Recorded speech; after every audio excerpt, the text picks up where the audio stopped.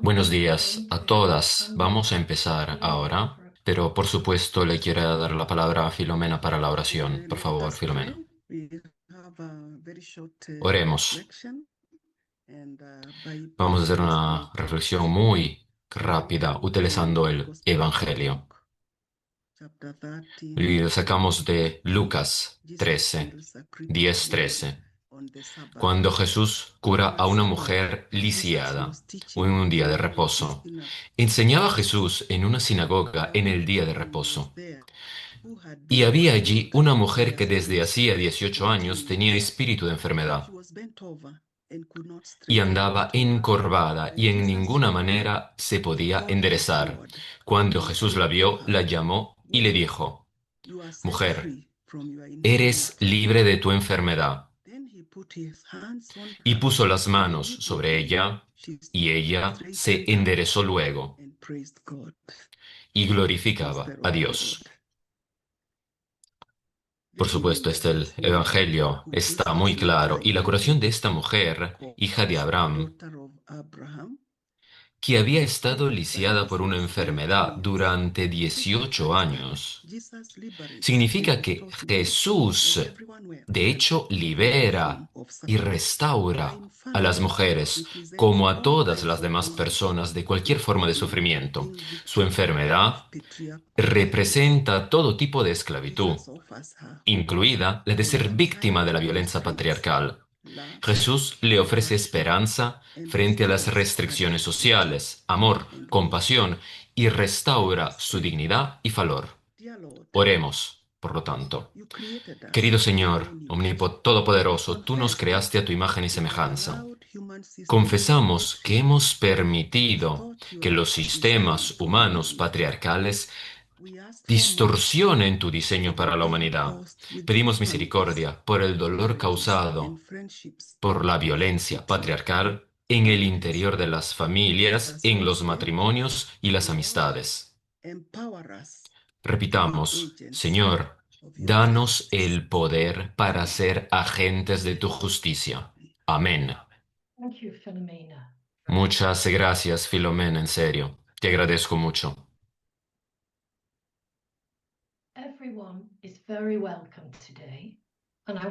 Todas las personas son bienvenidas hoy y por lo tanto quiero empezar mi sesión de escucha sobre el patriarcado.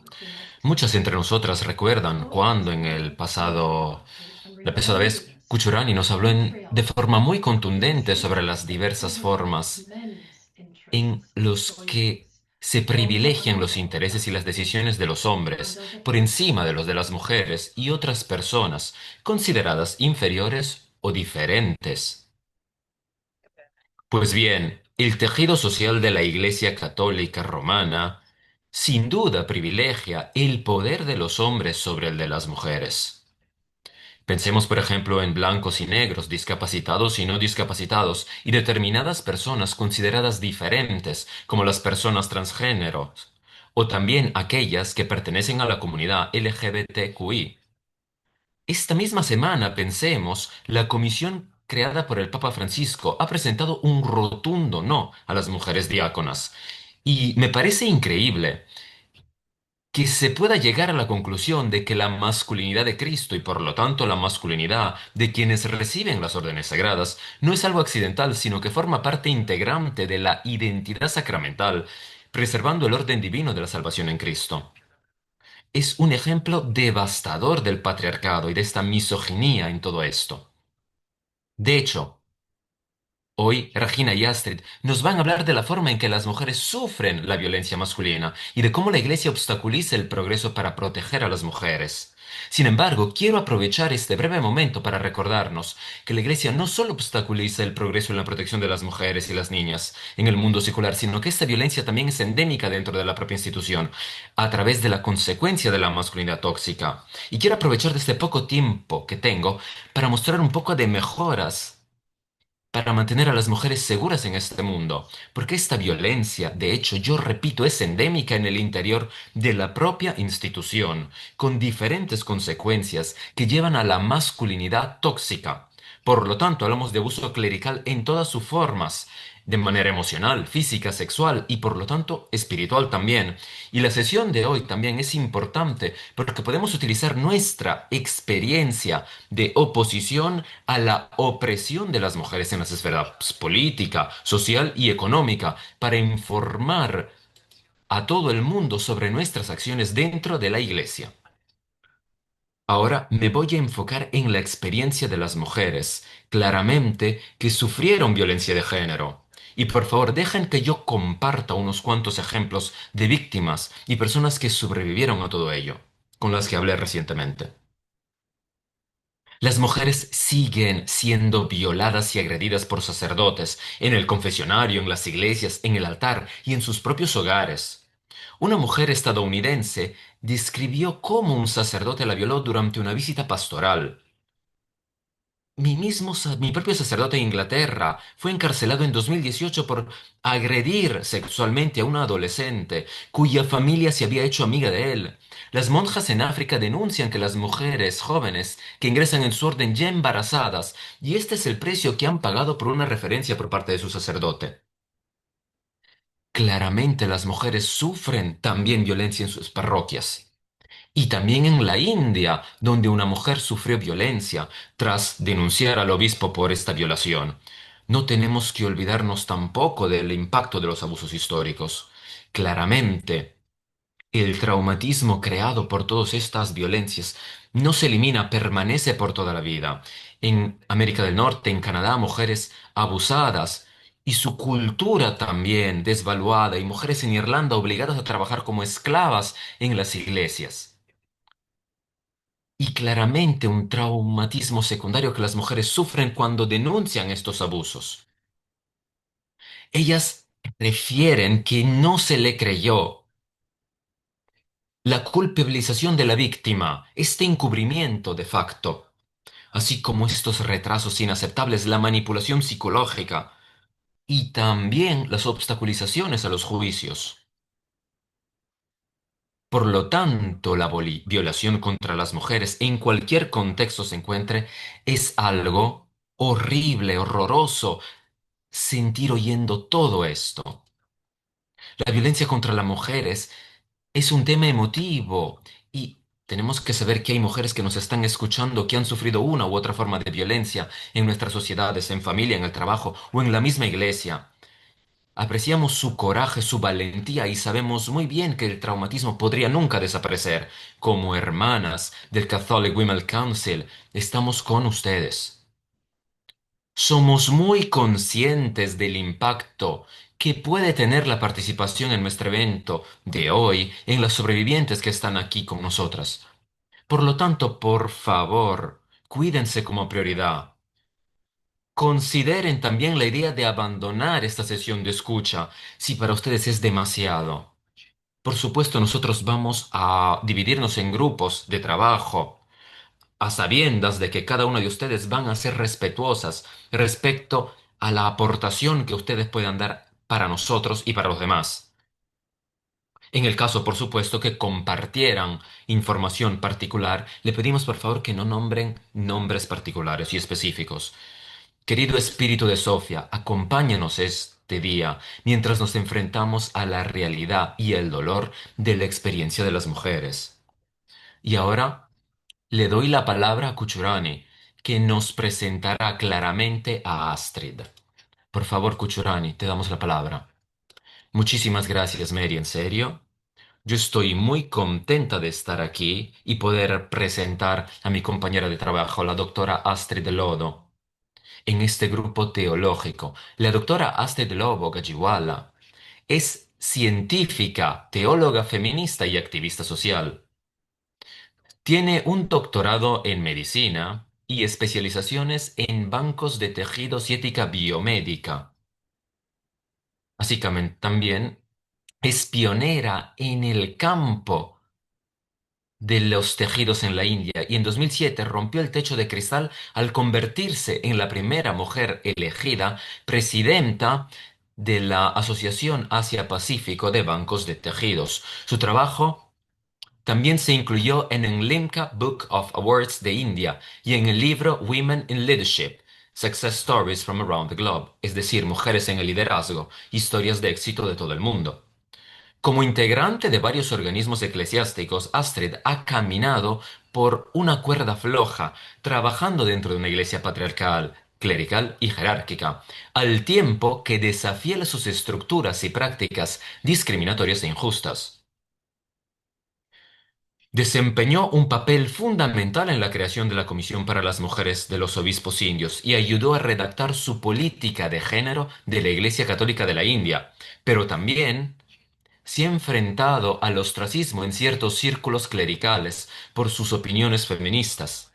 Sigue siendo una persona de referencia para los obispos asiáticos en cuestiones relacionadas con el género, la teología feminista y los matrimonios interreligiosos. También ha sido ponente en la celebración en Voces de la Fe del Día Internacional de la Mujer en el Vaticano. Después, este evento fue posteriormente censurado por el propio Vaticano. Además, ha sido galardonada con 2 premios de periodismos y también ha coeditado varios libros, entre los que destaca If Not Now, When, Disquieting Feminist Questions, y ha contribuido a antologías feministas como, por ejemplo, Catholic Women Speak, Bringing Our Gifts to the Table, que se distribuyó a los obispos en el Sínodo sobre la Familia de 2015, así como también Catholic Women Preach, Raising Voices, Renewing the Church, que se trata de una recopilación de homilías en línea. Astrid es también integrante ejecutiva de grupos internacionales de reforma, plataformas interreligiosas para la paz y el diálogo, movimientos ecuménicos nacionales y asociaciones de teólogos, incluida la Asociación Teológica India, dominada claramente por hombres. Actualmente es secretaria de Ecclesia of Women in Asia, un foro de teólogas asiáticas. Y también es integrante fundadora de colectivos feministas, entre ellos Sisters in Solidarity, SIS, que apoya a las mujeres sobrevivientes de abusos sexuales por parte del clero. Y actualmente participa en un proyecto de la Universidad de la Universidad de Saint Paul en Ottawa, titulado Reconstruir la confianza en la Iglesia. Astrid, estamos muy contentas de que estés aquí con nosotras, así que por favor, te doy la palabra. Muchísimas gracias, en serio. Voy a compartir con ustedes mis diapositivas. ¿Lo pueden ver? ¿Se ve? ¿Sí, no? Muy bien, muy bien. Entonces, buenos días o buenas tardes o buenas noches a todos. Hoy no estoy aquí como experta, sino como feminista católica que les presentará algunas ideas para suscitar un debate sobre la violencia patriarcal, sobre sus causas fundamentales y sus manifestaciones dentro de nuestra comunidad de fe. Pero empecemos directamente de esta forma, en primer lugar, con la definición de violencia patriarcal. En su forma más sencilla, la violencia patriarcal se entiende como cualquier tipo de violencia que crea, sostiene, mantiene y protege el poder y el dominio de los hombres sobre las mujeres, o que venga la pérdida de su poder. Tiene sus raíces en las estructuras de poder patriarcales y en los sistemas de prácticas sociales, políticas y religiosas que defiende. Por lo tanto, la violencia patriarcal es una forma de violencia impulsada ideológicamente que trabaja para mantener la jerarquía patriarcal en la que se priorizan los intereses de los hombres sobre los de las niñas y las mujeres, y cualquier daño que las mujeres puedan sufrir en sus cuerpos o en sus vidas como resultado de ello se considera algo inevitable, trivial o hasta deseable. Y vamos a hacer unos cuantos ejemplos. Por ejemplo, hablemos de los hombres. Los hombres son los jefes de familia, claramente. Y tienen derecho a privilegios, mientras que las contribuciones de las mujeres a la familia a través del cuidado de los hijos y las tareas domésticas se infravaloran. En pocas palabras, se considera como una consecuencia trivial del mantenimiento del liderazgo masculino. Por otra parte, se espera que las mujeres renuncien a sus carreras para asumir estas tareas. A menudo se dice que el lugar de la mujer está en el hogar y sigue considerándose lo ideal. Esta consecuencia del dominio masculino se considera como algo deseable. En los lugares de trabajo, las mujeres tienen que esforzarse el doble que sus homólogos masculinos para desafiar la jerarquía. E incluso cuando lo hacen, cobran menos por el mismo trabajo. En la iglesia solo los hombres pueden ser ordenados sacerdotes, lo que excluye a las mujeres de los ministerios centrales. Y estas consecuencias se consideran inevitables del liderazgo masculino. La violencia patriarcal y la jerarquía que protege y refuerza es sufrida tanto por las víctimas individuales como por todos los miembros del grupo subordinado, independientemente de si han experimentado personalmente la violencia patriarcal. Los delitos de género, por ejemplo, son en sí mismos formas de violencia patriarcal, pero también causan un daño palpable a las mujeres como comunidad, ya que éstas se ven obligadas a organizar su vida cotidiana en torno al miedo a ser violadas o acosadas. Esta violencia y su amenaza, siempre latente, preservan un sistema de castas que eleva la libertad de los hombres por encima de la de las mujeres y niega a estas últimas la libertad de vivir una vida plenamente humana. Y es importante señalar que la violencia patriarcal es perpetrada y perpetuada por individuos, grupos, instituciones públicas y privadas, instituciones religiosas y por el propio Estado. ¿Ahora va mejor la voz? Para nuestra sesión de hoy me centraré únicamente en dos aspectos de la violencia patriarcal. El primero, la violencia doméstica, y el segundo, los abusos sexuales por parte del clero y el papel que desempeña la Iglesia Católica al permitir y fomentar esta violencia a través de su teología y sus prácticas pastorales. El sociólogo Alan Johnson describe el patriarcado utilizando la imagen de un árbol patriarcal, como pueden ver. Este árbol tiene sus raíces en los valores, creencias y principios fundamentales de la dominación masculina, la identificación masculina y el egocentrismo masculino. Su tronco son las instituciones, incluida la estructura familiar y la religión, la iglesia, que sostienen las ramas como compuestas por grupos, comunidades y familias. Por último, sus hojas son los individuos que participan en los sistemas, por ejemplo, las parejas abusivas, los sacerdotes abusivos, o los obispos silenciosos, que permiten todo ello. Tenemos que mirar el árbol en su totalidad, dado que la religión moldea los valores, las creencias y claramente los principios. La Iglesia Católica tiene el poder tanto de imponer el patriarcado como, por el contrario, de promover la igualdad y la justicia. La Iglesia nunca ha tenido problemas en condenar la violencia contra las mujeres. Sin embargo, durante siglos lo ha hecho principalmente cuando se produce fuera del hogar, en la guerra, la prostitución o la pornografía. La suposición subyacente ha sido que la familia católica es un santuario ideal y que la violencia es el resultado del hedonismo secular. Recuerdo, por ejemplo, que allá, por 1994, cuando me dirigí a los obispos de la India y hablé sobre la violencia doméstica, uno de ellos me dijo, pero esto no ocurre en nuestros hogares. Hoy en día, el magisterio, podríamos decir, se ha quitado las anteojeras y admite públicamente la presencia de la violencia doméstica en la comunidad, pero sigue externalizando la amenaza de la violencia patriarcal y no se plantea la pregunta más difícil: ¿cómo contribuyen nuestras propias estructuras y enseñanzas a un clima en el que la violencia doméstica sigue siendo una opción viable? Por falta de tiempo, no entraré en detalles sobre las interpretaciones de las escrituras y la teología que apoyan la violencia patriarcal, pero destacaré algunos ejemplos importantes. Gran parte de nuestra teología matrimonial proviene de los padres de la Iglesia, Agustín y Aquino. Estos eran hombres de su época, que consideraban a las mujeres como naturalmente inferiores. Agustín creía que el valor principal de la mujer era la procreación, argumentando que si Dios hubiera querido una compañía para Adán, habría creado otro hombre. Aquino reforzó todo esto, utilizando una ciencia errónea para afirmar que las mujeres eran pasivas en la reproducción. Y no se trata solo de historia antigua, sino de los fundamentos, de los cimientos de los tres bienes del matrimonio, que hoy en día seguimos enseñando El matrimonio como sacramento, la indisolubilidad del matrimonio y la procreación como objetivo principal del matrimonio. Aunque la Iglesia condena la violencia, sus enseñanzas matrimoniales tradicionales sobre los roles de género, la indisolubilidad y el sufrimiento redentor crean inadvertidamente desequilibrios de poder que alimentan la violencia doméstica.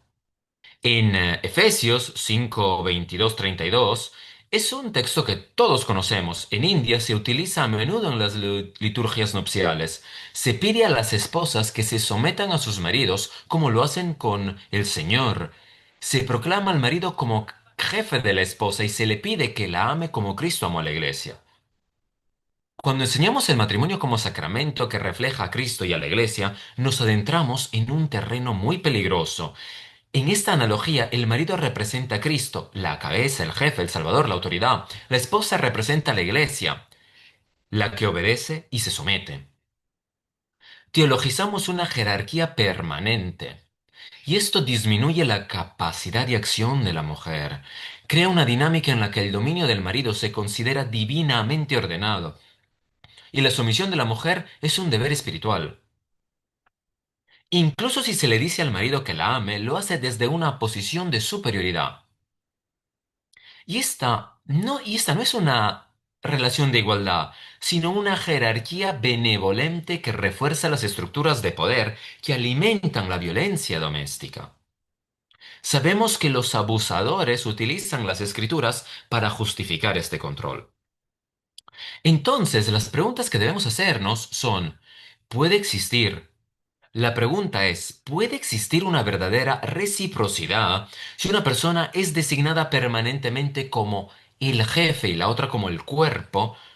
Y dado que Cristo nunca se somete a la iglesia, sino que la iglesia siempre se somete a Cristo, si a un marido se le dice que ame a su esposa como Cristo ama a la iglesia, ¿se le está enseñando a amarla como a un igual o como a un patriarca benevolente? Por extraño que parezca, también existe una conexión directa entre el altar y el hogar. El Vaticano utiliza la imagen de la novia y el novio para excluir a las mujeres del sacerdocio, argumentando que solo un hombre puede actuar in persona Christi, en latín claramente. Esta teología define lo masculino como activo y divino y lo femenino como pasivo y receptivo. Cuando ritualizamos esta distinción en cada misa, estamos enseñando sutilmente a los hombres que poseen una superioridad natural, una proximidad a Dios que las mujeres no tienen. Esta teología no solo mantiene a las mujeres fuera del púlpito, sino que crea una lógica de dominio masculino que entra en el hogar cristiano. La enseñanza sobre la indisolubilidad también actúa como una trampa. Aunque la Iglesia permite la separación en caso de peligro, sostiene que el vínculo es eterno. Para una mujer católica fiel, esto limita su derecho a salir. Está espiritualmente ligada a su maltratador y esto crea un desequilibrio de poder. El maltratador sabe que ella cree que no puede marcharse y explota esa devoción para controlarla. Y tenemos que preguntarnos, ¿protege esta enseñanza la santidad del matrimonio o protege el poder del maltratador? Quizá la manifestación más dolorosa sea la teología del siervo sufriente, cuando nos centramos únicamente en el sufrimiento pasivo de Jesús como plan de Dios, sin darnos cuenta les decimos a las mujeres que el abuso que sufren es parte del plan de Dios para ellas y que es redentor. En las sesiones de asesoramiento matrimonial, se le aconseja a las mujeres que sufren maltrato que carguen con su cruz como lo hizo Jesús. Y esto se refuerza con las enseñanzas de que el vínculo matrimonial es sagrado y no se puede romper, por lo que debe preservarse a toda costa, y esto se suma a la presión de perdonar 70 veces 7. Inherente a esta teología está la enseñanza de que la capacidad de la mujer para soportar el dolor es una medida de su santidad, y como resultado las mujeres vuelven con sus parejas violentas pensando que es su deber sagrado perdonar y soportar. En la raíz de nuestra teología de género se encuentra la complementariedad. A primera vista todo suena muy bonito, pero como todos sabemos, decimos que se trata de dos mitades que forman un todo, pero como todos sabemos, se trata de un modelo dualista que sirve de cortina de humo para la subordinación. Asigna características fijas y distintas a hombres y mujeres que excluyen al otro. Se basa en estereotipos e ignora la diversidad individual, el condicionamiento social, las experiencias formativas de la vida y la evolución a lo largo del tiempo. Se postula que el genio femenino de las mujeres es diferente al de los hombres, lo que a menudo nos encasilla en roles pasivos y maternales y nos niega la plenitud de la experiencia humana. Los hombres, por su parte, conservan su autoridad. Y esa teología crea una diferencia ordenada por Dios, que los abusadores pueden explotar fácilmente para imponer roles de género rígidos en el hogar. Voy a pasar ahora a las causas fundamentales y las manifestaciones de la violencia patriarcal en la Iglesia. La crisis generalizada de abusos sexuales por parte del clero y su encubrimiento institucional no pueden entenderse simplemente como la acción de unas pocas manzanas podridas. Se debe fundamentalmente a una cultura tóxica de clericalismo. Entonces, ¿qué es el clericalismo? Algunas mujeres en Chicago propusieron esta descripción. El clericalismo es una actitud de superioridad. Da el derecho de tomar decisiones que influyen en la vida de los católicos, basándonos en el poder sagrado que le otorga la ordenación sacerdotal. El clericalismo es una forma de idolatría que se manifiesta sobre todo cuando el sacerdote y muchos feligreses creen que el clero realmente habla y actúa como Dios. Según el Papa Francisco, el clericalismo surge de una visión elitista y exclusivista de la vocación, que interpreta el ministerio recibido como un poder que hay que ejercer, en lugar de como un servicio libre y generoso que hay que prestar. El clericalismo claramente es algo que no se controla, que permite el abuso y la violencia. Y lleva adelante todo esto y claramente fomenta todo esto, dándole aún más prestigio a la parte clerical, en particular cuando ponemos hacia un lado el bienestar de las víctimas. Y el clericalismo se sustenta en dos pilares, el Catecismo de la Iglesia Católica y el Código de Derecho Canónico de 1983. Según el Catecismo de la Iglesia Católica, el oficio de los sacerdotes participa de la autoridad con la que Cristo mismo edifica, santifica y gobierna su cuerpo.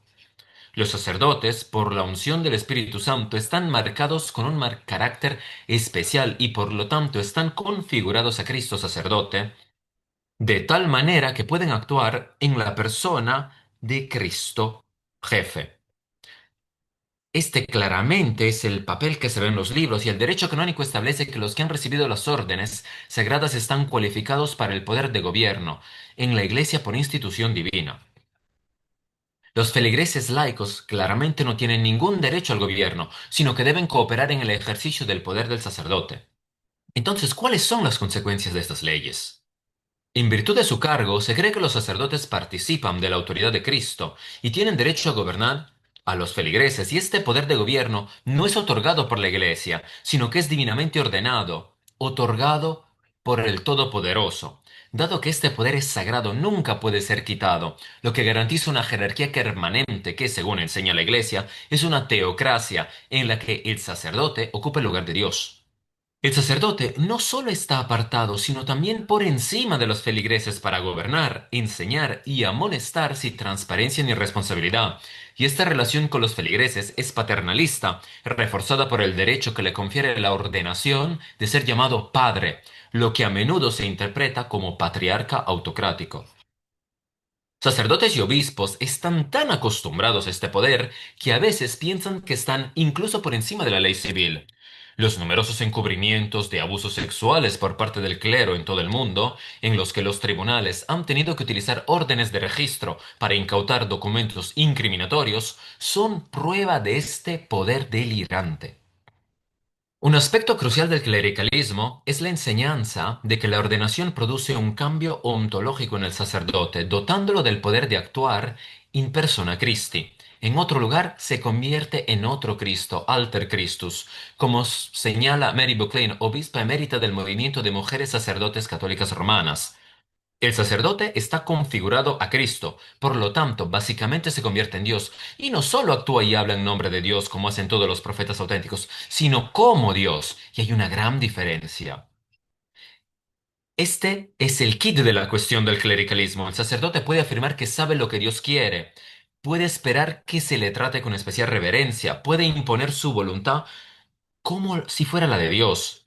Y eso le dota de un enorme poder que puede conducir fácilmente al abuso, ya sea sexual, físico, psicológico o espiritual. Este poder está institucionalizado en el derecho canónico, que es el modelo de las estructuras, políticas y prácticas de la Iglesia. Thomas Doyle se refiere a él como un sistema legal al servicio de una monarquía, sin posibilidad de controles y contrapesos para la rendición de cuentas. Las víctimas de abusos sexuales por parte del clero tienen que defender su caso ante los mismos hombres célibes que hacen la ley, la juzgan y la ejecutan, hombres que pertenecen a la misma hermandad que los acusados. El derecho canónico afirma y estabiliza este sistema de poder jerárquico, autoritario y clericalista, con consecuencias peligrosas. El clericalismo genera un exceso de deferencia y sumisión por parte de los feligreses. La mayoría de los católicos respetan, obedecen y se someten a sus pastores. El clericalismo infantiliza a los laicos. La propia etiqueta los identifica como un grupo distinto de los profesionales y expertos, una etiqueta con la que crecen. Cuanto más se involucran en el trabajo parroquial bajo la autoridad de los sacerdotes, más propensos son a creer sin cuestionar que el padre sabe más. El clericalismo proporciona tanto el contexto de oportunidad para el agresor como el mecanismo institucional para el encubrimiento. Ahora voy a mencionar solo unos cuantos puntos. O sea, cómo el facilitarismo facilita el abuso. Según Doyle, el poder intrínseco al clericalismo está directamente relacionado con tres aspectos del abuso clerical. La seducción de la víctima, que se ve facilitada por la confianza fiduciaria que se deriva de ser un hombre de Dios. La elevada posición del sacerdote le permite explotar la confianza y la vulnerabilidad espiritual de la víctima. Puede manipular el lenguaje religioso para justificar o normalizar las acciones abusivas. Por ejemplo, afirmando que la relación está bendecida por Dios. La víctima, por su parte, se ve atrapada en el dilema de querer complacer al padre, lo que facilita aún más el abuso. Después tenemos la falta de resistencia al abuso prolongado, resultado del adoctrinamiento religioso que hace que las víctimas católicas vean al clérigo abusador como con una mezcla de temor y respeto. El miedo, el temor y el respeto de la víctima hacia el clero pueden abrumarla psicológicamente, lo que hace increíblemente difícil procesar el abuso como un delito. A menudo terminan interiorizando el suceso como un pecado o un fracaso personal.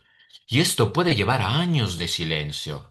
Y después, la incapacidad para denunciar debido al miedo y la culpa de hablar en contra de un sacerdote venerado. Este acondicionamiento es uno de los mayores obstáculos para que las víctimas de abusos sexuales por parte del clero obtengan justicia, ya que les impide alzar la voz. En algunos casos, los padres de los niños abusados por sacerdotes han optado por no creer a sus hijos o incluso castigarlos por hablar mal de un sacerdote en lugar de buscar reparación. Incluso si se cree a los niños, los padres a menudo se sienten impotentes o temerosos de presentar acusaciones porque su palabra se enfrentaría a la del sacerdote. Las mujeres supervivientes también se encuentran en una situación similar. Los obispos las disuaden de buscar reparación legal, apelando a su espíritu cristiano o, si son mujeres solteras, recordándoles que la publicidad afectaría negativamente a sus perspectivas de matrimonio. En India a menudo pasa esto. A veces hay intimidación implícita o también directa por parte de las autoridades eclesiásticas. Alternativamente, las denuncias se encuentran con un muro de silencio. Exactamente, como se dijo anteriormente. Un cuarto elemento que me gustaría añadir es el encubrimiento por parte de los obispos, debido a la jerarquía de poder que une a los ordenados en una hermandad de élite y no da a los feligreses el derecho a cuestionarlos. La mentalidad clericalista antepone la protección de la reputación y el poder de la Iglesia por encima del bienestar de la víctima. Cualquier acusación se considera un ataque a la institución que debe ser neutralizada. Como explica Doyle, la víctima se convierte a menudo en un potencial victimario y se le hace sentir culpable por contemplar una acción que avergonzaría a un sacerdote. El abuso A menudo se trata como un pecado privado que debe gestionarse internamente, por ejemplo, penitencia, traslado del sacerdote, en lugar de un delito secular que debe denunciarse inmediatamente a las autoridades civiles. De hecho, los abusadores están protegidos por la red o son trasladados a nuevos lugares donde pueden seguir cometiendo delitos, en lugar de ser destituidos y denunciados. Cuando las víctimas denuncian los hechos, el sistema clerical suele minimizar su dolor, cuestionar sus motivos o incluso culparlas. Esta traición institucional agrava el trauma inicial. Dejemos que concluya con unos cuantos elementos adicionales. ¿Cuál es el camino a seguir? Claramente necesitamos desmontar la teología actual del sacerdocio, que enfatiza que el sacerdote es otro Cristo. En su lugar, debemos enfatizar el sacerdocio común de los fieles, que nos llama a todos a ser alter Christus. Además, el servicio de Jesús que celebramos cada año el Jueves Santo debe tener prioridad sobre el sacerdocio cultural. Nuestra jerarquía debería reflejar todo esto y en lugar de ser una jerarquía de poder con todos los adornos mundanos, debería ser una jerarquía de servicio abnegado. Los que están en la cima deberían ser servidores de los servidores de Dios. Cambiar la formación de los seminaristas de esta manera, alejándola de una actitud clerical hacia una cultura de sacerdote-servidor, puede devolvernos al buen camino. Punto número 2. Poner a un lado la idea de la iglesia compuesta por dos castas jerárquicas, en el que el clero tiene la llave de la salvación y los laicos son un rebaño que simplemente sigue. Debemos centrarnos en la dignidad bautismal y la igualdad de todos los feligreses, y en un nuevo estilo de liderazgo que ya no sea vertical y clerical, sino más horizontal y colaborativo. Después, crear nuevas estructuras que socaven el clericalismo y en su lugar permitan la sinodalidad y la gobernanza participativa. Distinguir entre el pecado y el delito para que los abusadores rindan cuentas. El pecado puede perdonarse, pero el delito tiene consecuencias legales y sociales. Toda denuncia de abuso debe tratarse primero como un delito, con una denuncia inmediata a las fuerzas del orden, independientemente del proceso canónico. Recuperar este enfoque porque los feligreses ya no tienen que considerarse de cierta forma. Crear claramente nuevas estructuras para hablar de estos anteriores fracasos y una transparencia radical en el manejo de los casos futuros. Tenemos que reclamar la imagen de Jesús como maestro de Galilea, que se resistió a la explotación y buscando justicia en las familias y en la iglesia. Después pasar a un enfoque reactivo, que se limita a conceder anulaciones una vez que el daño ya está hecho, hacia un enfoque proactivo de justicia familiar. Y eso significa replantearse el matrimonio desde la perspectiva de la reciprocidad, una relación entre iguales en la que se comparten el poder y la autoridad, y la justicia es la norma del amor. Muchísimas gracias por escucharme, en serio, mil gracias. Muchísimas gracias, Astrid. Estamos muy entusiasmadas, contentas por todo lo que nos has dicho, y estoy muy segura de que podríamos hablar de ello por mucho más tiempo. Y ahora quiero darle la palabra a una persona, adivina a quién, que claramente va a presentar a Regina. Buenos días a todos, estoy muy contenta que estoy aquí y presentar a nuestra integrante ejecutivo, la doctora Regina Franken, que es una científica social especializada en política y teología. Ha trabajado para diversas organizaciones internacionales en el África subsahariana y en Oriente Medio y ha impartido clases en varias universidades y academias internacionales. Sus temas de investigación son la cooperación internacional y la diplomacia internacional, especialmente en situaciones de conflicto y guerra, con especial atención a la jurisdicción y justicia penal internacional en casos de crímenes contra la humanidad y crímenes de guerra, así como las repercusiones sociales del extremismo religioso. Ha formado parte de la junta directiva de varias organizaciones nacionales e internacionales en defensa de los derechos de la mujer y en la actualidad es integrante de la junta directiva del Consejo de Mujeres Católicas e integrante de UN Women Alemania. Bienvenida. Muchísimas gracias. Ahora voy a intentar compartir mis diapositivas, esperando que todo funcione y que la tecnología nos ayude, pero yo creo que cada uno de ustedes pueda ver mi diapositiva. Buenos días a todas y a todos. En primer lugar, como acabamos de escuchar, la violencia sexual contra las mujeres y por lo tanto las violaciones de los derechos humanos existen en todas las religiones e incluso en la Iglesia Católica, claramente. Sin embargo, precisamente en la ética social cristiana o en la doctrina social católica, apenas hay análisis sobre las causas y los modelos que refuerzan la violencia. Ahora, el paradigma de que los derechos humanos y el derecho a la autodeterminación física y sexual se aplican sin restricciones también a las mujeres, se cuestiona repetidamente en todo el mundo con referencia a la identidad religiosa cultural específica y a las tradiciones regionales. La violencia contra las mujeres que a menudo los representantes de la Iglesia definen como problema del mundo moderno y alejado de Dios, de la individualización de la emancipación y de la difusión de la ideología de género. Sin embargo, si se comparan las estadísticas y los hechos, pues se obtiene una imagen mucho más diferenciada. Y podemos ver claramente que el marco general es mucho más complejo. Si es cierto que en una población que se define por el 80% católica o cristiana, una de cada dos mujeres sufre violencia en el matrimonio, o si es cierto que el 79% de las mujeres encuestadas en América Latina ha sufrido violencia sexual en la iglesia o en el entorno eclesiástico, entonces debemos entender que los autores son hombres católicos o también cristianos y a menudo integrados en una red de camaradería masculina entre los autores, integrantes de la comunidad y sacerdotes.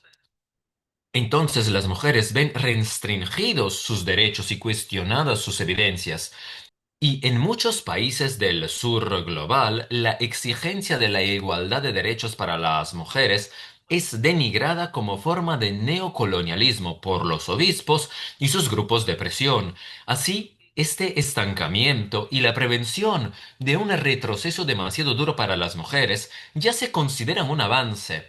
Así pues, se le impone a las mujeres también por parte de los actores de la Iglesia Católica que se sigan estructuras discriminatorias y de este modo la Iglesia ya no es parte de la solución.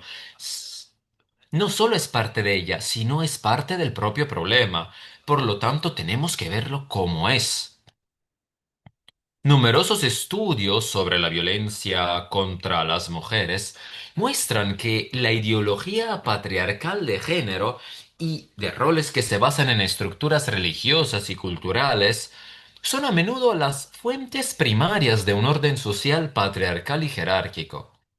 Ya en 2019, Ahmed Shahed, relator especial sobre la libertad de religión y de creencias, declaró, y cito, las mujeres sufren discriminación y violencia en nombre de la religión por parte de actores no estatales y estatales, lo que les impide disfrutar plenamente de sus derechos humanos.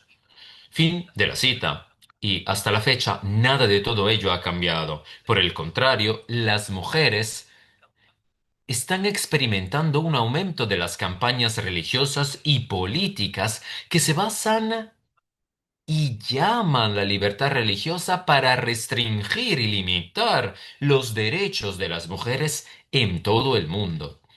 Por lo tanto, la ética social cristiana, pero también la ciencia política crítica, entonces tienen que señalar estas contradicciones, deben establecer conexiones y descubrir, pero también explicar los patrones de legitimación ocultos y las estrategias sociales. Porque eso es lo que a mí me gustaría hacer también en los siguientes minutos, explicar todo ello, porque esto es lo que los sistemas patriarcales y jerárquicos más temen, y es el mayor miedo que tienen, claramente. Nadie en la Iglesia Católica cuestionaría públicamente la importancia de los derechos humanos para todas las personas, ni siquiera el Vaticano. Por el contrario, si nos atenemos a las declaraciones oficiales del Vaticano, podemos ver que la Iglesia reconoce la igualdad y los derechos humanos, incluso para las mujeres, y según los obispos y el Vaticano, el tema de la violencia contra las mujeres también debería debatirse en la Iglesia, sobre todo en forma de escucha y a través de la narrativa de la ayuda caritativa a las mujeres. Así, la conferencia internacional de este año,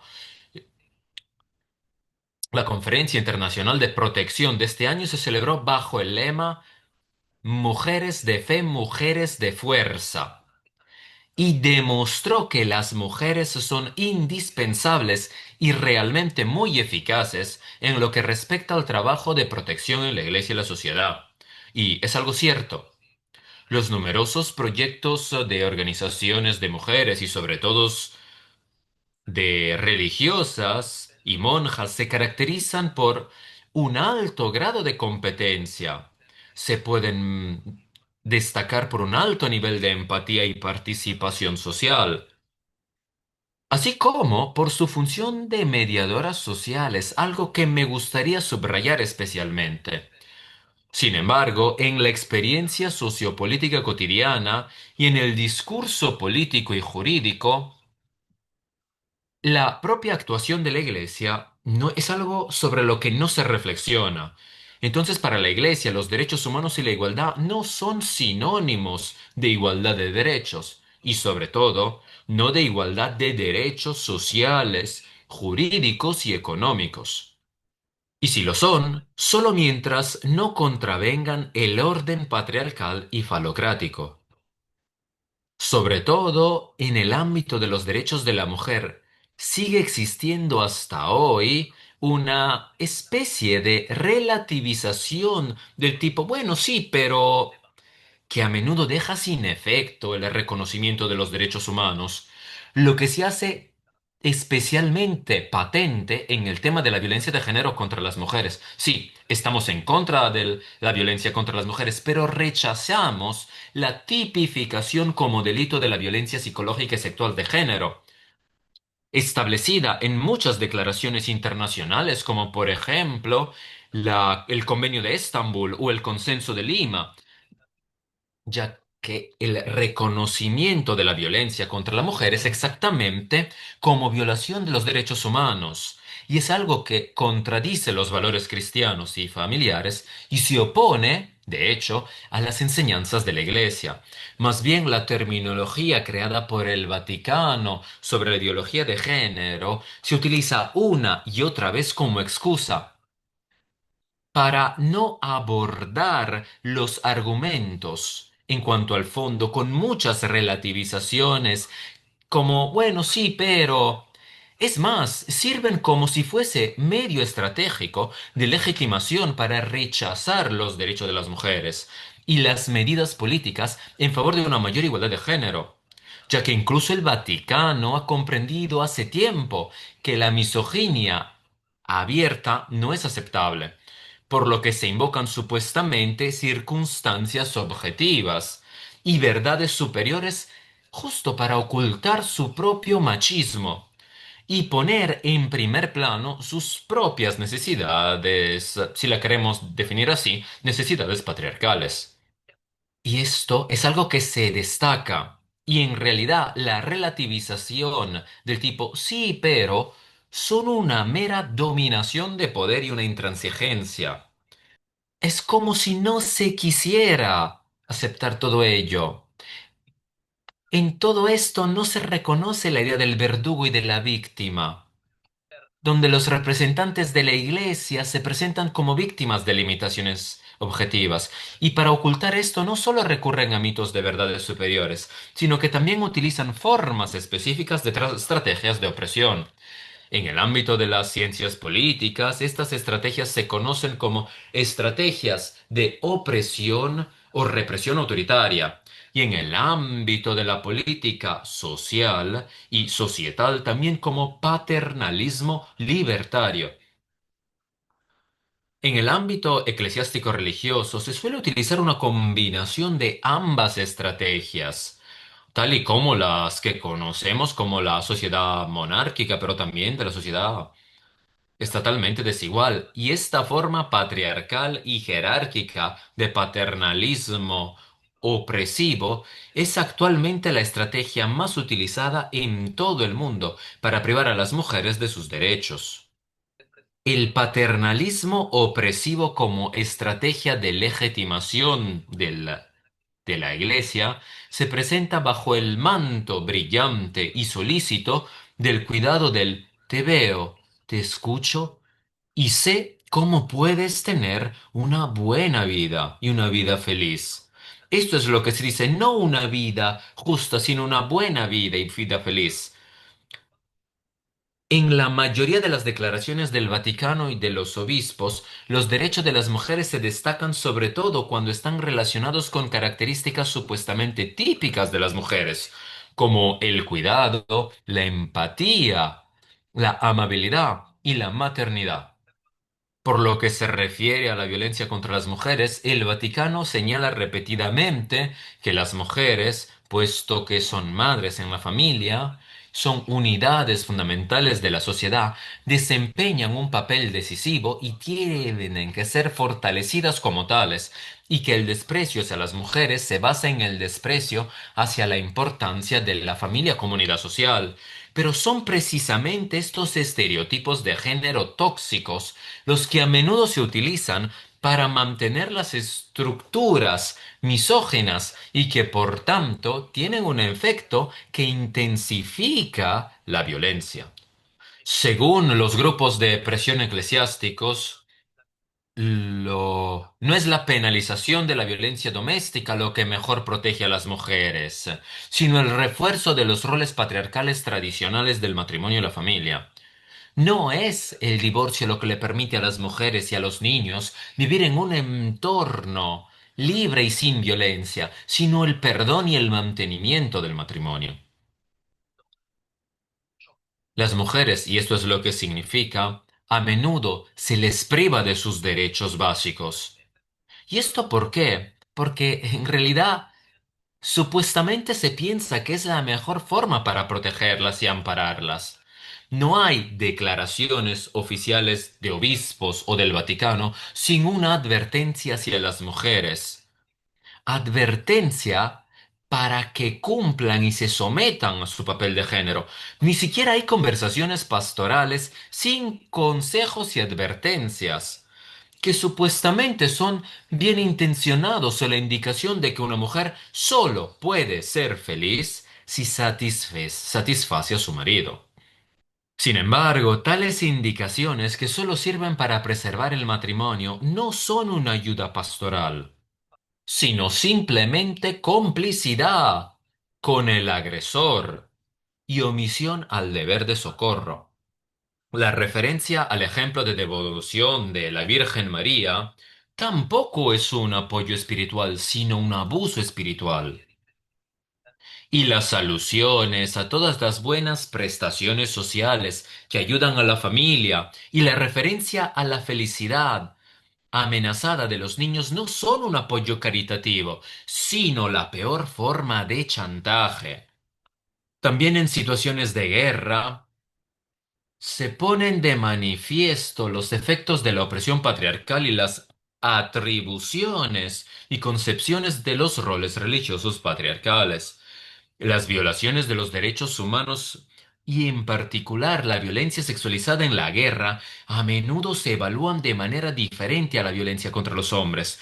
De acuerdo con los artículos 5 y 7 de la Declaración General de Derechos Humanos, el trato cruel, inhumano, degradante se considera tortura, pero la violación y la violencia sexualizada contra las mujeres siguen siendo tratadas en muchos casos de manera diferente a la tortura, los delitos de odio o los crímenes contra la humanidad.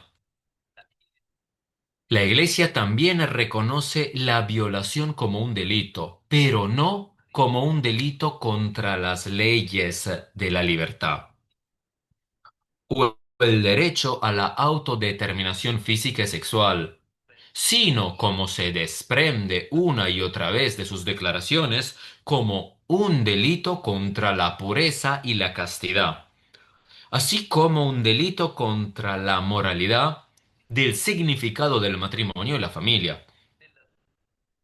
En 2019, la polaca Karolina Kotska, violada y asesinada por soldados rusos durante la Primera Guerra Mundial, fue beatificada por, según el título orar del Vaticano, defendió su pureza y castidad. Y en el léxico de santos se la elogia como un símbolo de pureza para los jóvenes. Las niñas y las mujeres jóvenes son idealizadas como mártires de la virginidad, tras sufrir torturas, humillaciones, violaciones, vejaciones y asesinatos. Durante la conferencia Safeguarding de este año, varias monjas informaron sobre su trabajo con mujeres que fueron víctimas de tortura mediante violaciones durante la guerra de Ucrania. La importancia de este trabajo fue destacada repetidamente durante la conferencia, en particular por los responsables eclesiásticos consagrados con palabras de reconocimiento, pero cuando las mujeres ucranianas presentaron una denuncia ante la Oficina de Derechos Humanos de las Naciones Unidas de conformidad con la resolución 1820 del Consejo de Seguridad y exigieron el enjuiciamiento penal de los autores y responsables como criminales de guerra, fueron reprendidas por representantes de la Iglesia. Por ejemplo, el antiguo arzobispo de Praga, Duca, declaró y públicamente que, aunque estos actos eran condenables, también se podían considerar víctimas a los soldados violadores, ya que se encontraban sometidos a un estrés especial durante la guerra. Esta postura demuestra que las mujeres se consideran más bien como objetos de la asistencia eclesiástica y no como sujetos con derecho a reclamar sus propios derechos y a obtener justicia. Por el contrario, no se considera a las mujeres como personas portadoras de derechos, sino como objeto de la asistencia eclesiástica. Por el contrario, a menudo se insta a las mujeres en el marco de una teología del perdón impuesta a perdonar a sus torturadores y agresores por su propia protección, la protección del matrimonio, el honor de la familia y también para evitar la estigmatización. Pero según Irina Dougan, fundadora de la organización SEMA Ucrania, es sobre todo la impunidad lo que es algo increíblemente destructiva y está en la base de la violencia sexual. La asistencia paternalista y opresiva que practica la Iglesia no es, por lo tanto, un acto de asistencia cristiana, sino un acto de tiranía paternalista. Esto es posible gracias a coaliciones y alianzas impias entre los responsables del Vaticano, las comunidades evangélicas, los gobernantes islámicos, los sistemas autocráticos y una red mundial de viejos amigos en la cultura, la política, la justicia y la economía. El objetivo de estas redes globales es mantener las estructuras patriarcales, propagando la desigualdad de género como un factor de estabilización social y también de valor religioso. Entonces, con un matriz religioso. Precisamente cuando se trata de negar los acuerdos jurídicos y nacionales e internacionales para la protección de las mujeres, los representantes de la Alianza Impía subrayan que la protección más eficaz contra la violencia es volver a reconocer el valor que tiene la mujer para la unidad de la sociedad. Así, la Iglesia también abogó por la protección de las personas contra las consecuencias del cambio climático, durante la conferencia sobre el cambio climático celebrada en Bakú, pero al mismo tiempo el Vaticano, Rusia y los países islámicos se opusieron a una declaración adicional destinada a proteger a las mujeres contra la violencia de género, ya que consideraban que no tenía suficientemente en cuenta los valores religiosos, morales y tradicionales. Los sacerdotes y obispos utilizan grupos y redes de presión católicos para dirigir el discurso en el ámbito del debate social y político. En particular, cuando se trata de las libertades civiles y la posición de la mujer en la sociedad, es decir, del poder y los derechos de decisión.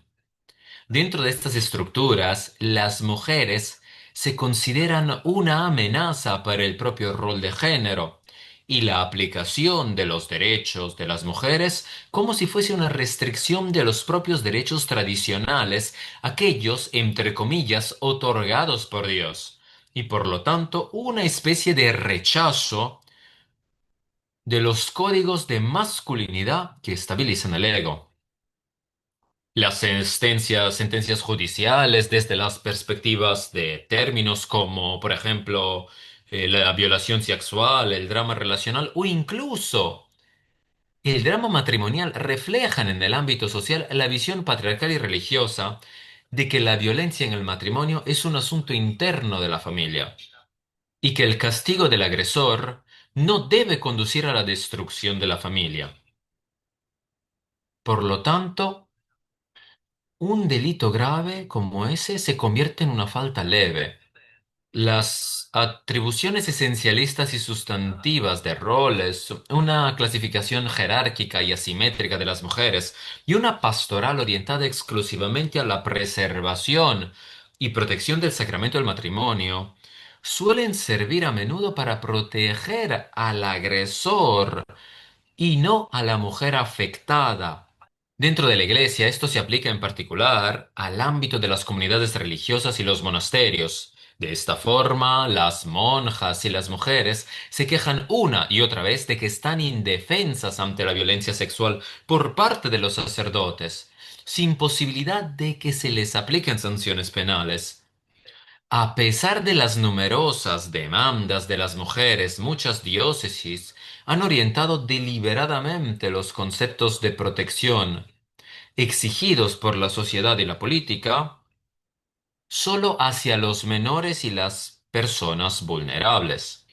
De este modo se priva deliberadamente a las mujeres de la posibilidad de defenderse de la violencia sexual o incluso de presentar una denuncia penal o canónica. Las monjas y las mujeres repetidamente se ven obligadas de forma humillante a declarar ante un sacerdote o un representante episcopal, sin que sus denuncias se acepten, sin recibir asistencia jurídica que necesitan, y al final sus testimonios se ponen en duda y en tela de juicio. Especialmente en los países del sur global, el clero suele desempeñar un papel destacado en la sociedad y también en la justicia, por lo que impedir que se aprueben leyes penales más severas contra la violencia hacia las mujeres también supone una forma de autoprotección para la Iglesia.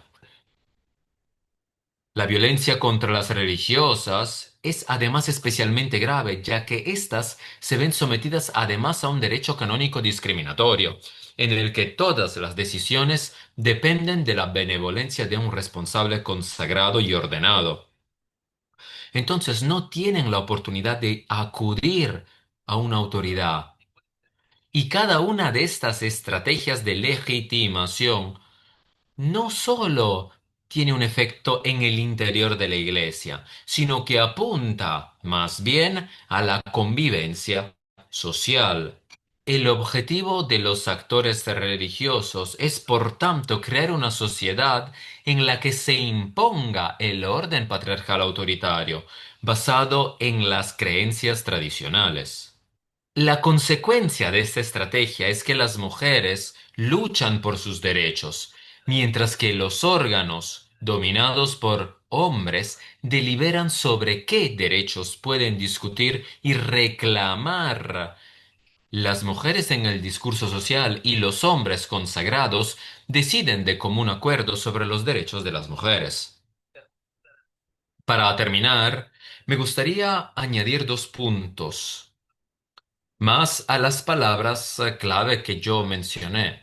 A mí me gustaría mencionar dos puntos que para mí son muy importantes, con algunas palabras clave respecto a esta expresión sí, pero tenemos la relativización y el paternalismo opresivo y alianzas impías. La violencia sexual, la discriminación y las violencias de los derechos humanos solo pueden resolverse a nivel mundial. Y para ello, en mi opinión, tenemos alejarnos de la visión romana predominante y por tanto eurocéntrica de un orden patriarcal y jerárquico. Más bien, deberíamos incluir también los enfoques interdisciplinarios que se debaten en el sur global sobre los efectos de las estructuras religiosas falocráticas y falocéntricas en las sociedades. La declaración del Vaticano de ayer sobre el tema de la diaconisas vuelve a poner de relieve de manera muy prominente este aspecto del falocentrismo religioso, incluso de un rito sacramental falocéntrico, algo que se destacó de manera preponderante. La preservación de la singularidad masculina, como la llamó ayer la teóloga Linda Posher, está vinculada para muchos de nuestros hermanos de la fe y sus compañeros seculares a la lucha contra la igualdad y la protección de las mujeres. Sirve para reafirmar los propios privilegios egocéntricos. Significa prestigio, reconocimiento y poder. Pero hay algo más, y con esto voy a llegar al último punto, que las mujeres olvidamos una y otra vez en nuestra lucha por la igualdad. Desgraciadamente. Cada día vemos cómo los proyectos eclesiásticos y caritativos para mujeres dependen de la benevolencia social y financiera de los altos cargos de la Iglesia. Pero cada vez más, a lo largo de los últimos años, los proyectos para las mujeres también dependen de grupos de poderes eclesiásticos muy poderosos económicamente. Por tanto, las mujeres siempre son solicitantes y casi como si fueran mendigas en un sistema que se nutre de la desigualdad de género. De esta forma, los grupos de presión que defienden una imagen estereotipada y tradicional de la mujer reciben generosas dotaciones económicas y las organizaciones conservadoras se reúnen en hoteles caros o en exclusivos clubes de caballeros de larga tradición. Las audiencias y reuniones en las salas del Vaticano sirven como medio de motivación para los grupos conservadores, pero también para los diputados y parlamentarios y los responsables políticos. Hablemos también de estos grupos económicamente poderosos, estas fundaciones con gran capacidad financiera, que lanzan estudios y proyectos que sirven para establecer la cosmovisión patriarcal de la Iglesia como norma social y otorgan premios a obispos y cardenales que promueven una imagen tradicional de la mujer y la sociedad en sus comunidades. Las empresas de medios de comunicación católicas financian los llamados influencers cristianos y a periodistas que difunden una visión cristiana del mundo patriarcal y discriminatoria hacia las mujeres. Entonces, no tenemos que ilusionarnos. Actuar contra los derechos de la mujer es, en primer lugar, para muchos, un buen negocio. Mil gracias. Muchísimas gracias. Solo quería decir una vez más, muchísimas gracias. Gracias a todas ustedes que están aquí con nosotros, en particular aquellos que se despertaron muy temprano o que han quedado despiertos por mucho tiempo. Muchísimas gracias a todos, a Regina, a Astrid, por estas palabras tan poderosas que nos han inspirado con estas presentaciones increíbles. Astrid, yo creo que la forma en la que tú concluiste, de hecho, este enfoque contra esta presión es un punto de partida. Y Regina, yo siempre recuerdo que este cuidado paternalista en la iglesia de facto es algo que debe considerarse. Mil gracias también a Filomén, porque tu oración, aunque fue breve, en serio, nos ha alumbrado. Claramente, muchísimas gracias también a nuestro equipo técnico. Ni siquiera puedo decir la gran número de tareas que tienen que gestionar y a nuestros intérpretes también. Estoy muy sorprendida de su rapidez y su claridad. La grabación de hoy estará a disposición en poco tiempo en nuestro canal YouTube, claramente en todos los idiomas disponibles.